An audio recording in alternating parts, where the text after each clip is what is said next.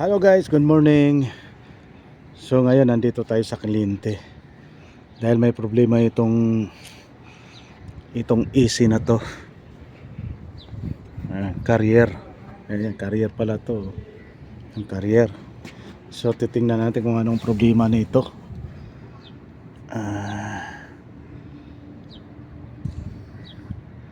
Dahil pinatay yung breaker, i-on natin to kung anong problema nito. Dahil hindi gumagana so checkin natin one by one. Ayan, panibagong share na naman to sa inyo.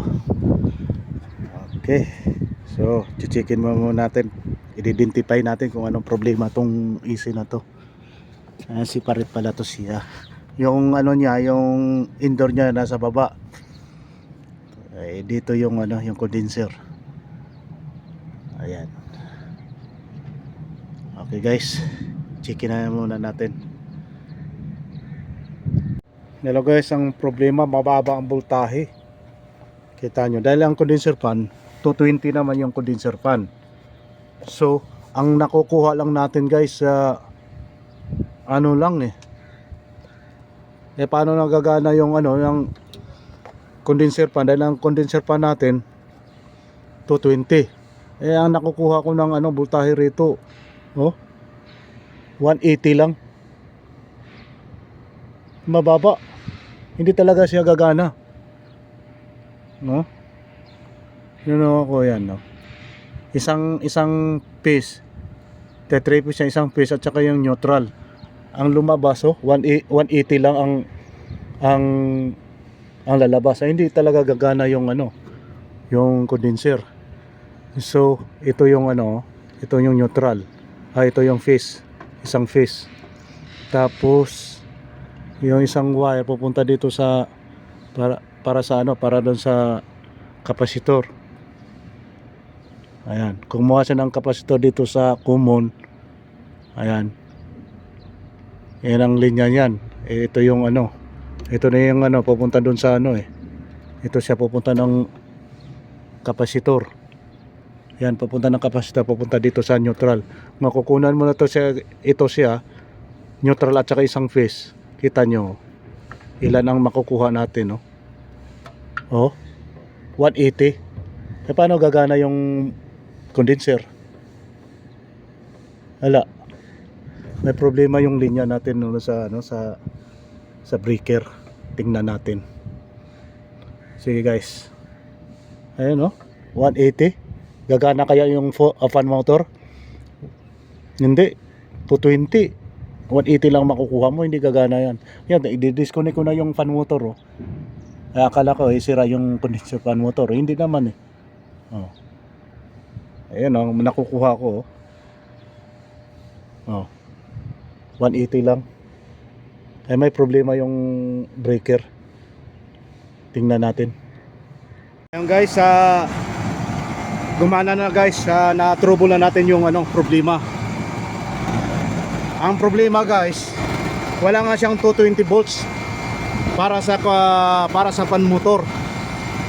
Ngayon, nakita ko yung breaker doon, pinutol yung neutral. Ang nakukuha lang natin dito 110. Paano gagana yun? 110 lang. Ngayon ang neutral, neutral. Disconnect. Ayun, pinutol nila to tapos tinago. Ngayon, ayun, kinabit ko itong neutral, itong ground na to. Neutral na to neutral to Ngayon ito yung tripis. Ngayon kinabit ko, anong nangyari? Ito gumana. Ayun, gumana na siya. So ang problema din, baliktad din yung yung ikot ng compressor. Ay naghaming siya, maingay ang compressors na. Ayun, gumana na. Ayun, maganda na yung dahil hindi kasi gumalaw dahil mali yung piecing nila. Mali ang piecing. Tapos tinanggal pa nila yung yung neutral. Paano gagana? Compressor ang gumana pero maingay. Baliktad din yung tapping nila. Ngayon ang condenser naman gumana na dahil tinanggal yung yung neutral, tinago. Aywan ko ano nangyari, bakit tinago nila, hindi nila kinabit. Dahil ang ang condenser 220. Eh tinago. Ayun na, okay na oh. Gumana na. Ayun ang presyo natin oh, ayos na ang presyo. Ayun, hindi na maingay yung kompresor. Okay na. Na huli na natin ang problema. Anong ginawa ba't pinutol? Anong dahilan? Ayan, ayos na. Ayan, panibagong share na naman natin. Ayan. Ayan, gumana na siya. Ang voltahe na natin na nakukuha natin voltahe na.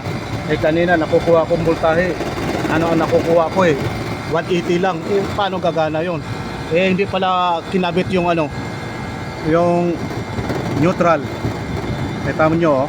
Oh. Ito 220 na. Oh. Oh, voltahe. Ay nakukuha ko kanina 180 lang. Kaya disconnect yung neutral. Hindi kinabit. Eh paano gumana yung ano, yung condenser. Tapos baliktad pa yung tapping nilang itong ano, itong dalawang pula ito sa dito at saka dito. Ngayon binaliktad ko, ayun na, hindi na umingay. Tapos ang pressure natin, maganda na ang pressure. Kanina nag-steady lang siya dahil baliktad eh. Yan. Okay na guys. Okay na, gumana na. Okay, dito na lang tayo. Don't forget to subscribe my YouTube channel para updated kayo sa susunod kong video na mayroon pa rin akong isishare sa inyo. Okay guys, thank you.